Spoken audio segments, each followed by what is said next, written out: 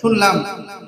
তো এখন যদি আমরা এই রমজানের শেষ দশক এবং জিলহজ মাসের প্রথম দশককে তুলনা করি যে কোনটা আসলে বেশি শ্রেষ্ঠ, এ সম্পর্কে উলামায়ে কেরাম, মুহাদ্দিসিনে কেরাম তারা ব্যাখ্যা করেছেন যে যেহেতু দুইটারই আলাদা আলাদা বিশেষ বিশেষ কি আছে, ফজিলত আছে, এজন্য কোনোটা থেকে কিনা কম না।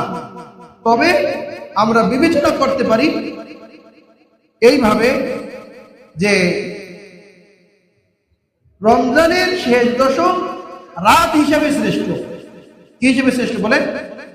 রাতের বিবেচনায় শ্রেষ্ঠ, যেহেতু ওই শেষ দশকই আছে লাইলাতুল কদর রয়েছে, আর যেই লাইলাতুল কদর এর সঙ্গে তুলনা করা হয়েছে, এ হলো মুমাসাল লাহু আর এটা হলো মিসাল, ও হলো আসল, এটা কি নকল, তাই না? ওর সঙ্গে তুলনা করা হয়েছে। তো যেহেতু সেখানে লাইলাতুল কদর আছে আর লাইলাতুল কদর 1000 মাস থেকে শ্রেষ্ঠ, এজন্য রমজানের শেষ দশক আল্লাহ রাত হিসেবে শ্রেষ্ঠ, আর জিলহজ মাসের প্রথম দশক দিন হিসেবে শ্রেষ্ঠ। কেন?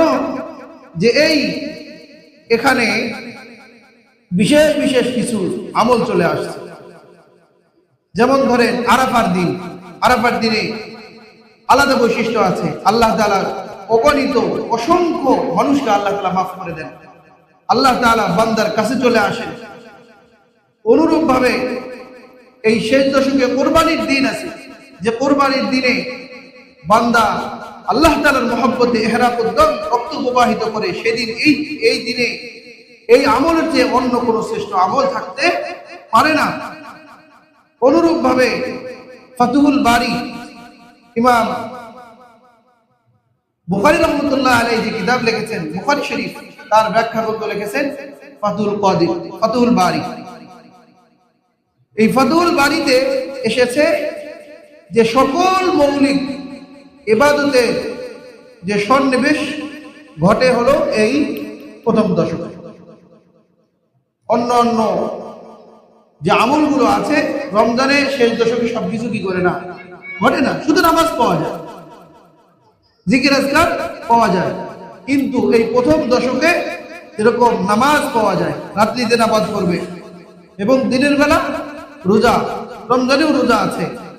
অনুরূপভাবে হজের মতো একটা বড় আমল, সেটা কোথায় পাওয়া যায়? প্রথম দশকে পাওয়া যায়, যেটা রমজান মাসে পাওয়া যায় না। ইত্যাদি ইত্যাদি কারণে যে দিনের বিবেচনায় জিলহজ মাসের প্রথম দশক কি শ্রেষ্ঠ। নবীজি সাল্লাল্লাহু আলাইহি ওয়াসাল্লাম সাধারণত